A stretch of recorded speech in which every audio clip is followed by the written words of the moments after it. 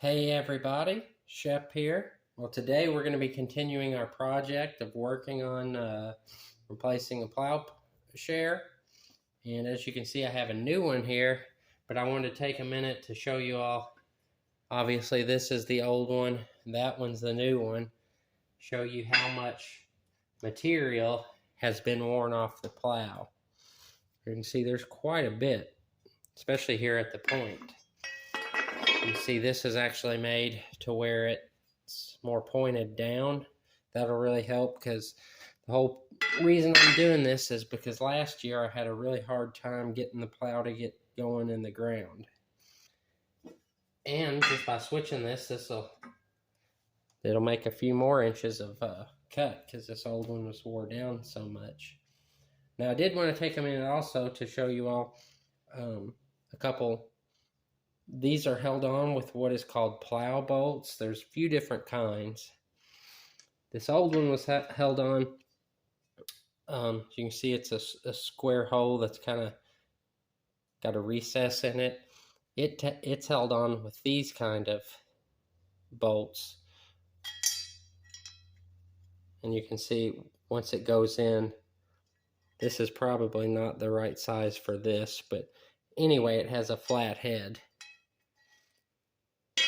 So there's that kind, and then there's this kind, which is called a clipped head, kind of like a circle with a couple clips in it. And that's how this new one is held on. So obviously once it gets in there, it's flat. But just want to show you guys that. Now we'll go put this on the plow, and this part will be a lot easier, because putting it on is going to be a lot easier than taking it off. Also, since I did have to buy that, I did pick up a new shin. The one I've compared this one to the one on the plow, and it's not bad enough that I want to replace it. I've seen them, once they start to get really worn, they get a big groove, or in this part where the dirt, starts to roll over it. But I wanted to pick up one of those since I was buying the share anyway. At the time, early 2024, one of these plowshares is $30, and one of these shins is $25. So give you guys an idea of what it costs to do. Granted, I will get years and years out of this. No more plowing than I do. So let's go ahead and get this on the plow. Okay, so we're out here at the plow now. All I'm going to do is I'm going to put a wire brush on a drill and kind of just lightly clean up some of this before I put the new share on. And then after I get that done, I'm going to take a cutoff tool and cut off the part of the bolt that's sticking past the nut. So you guys will see that here in a sec.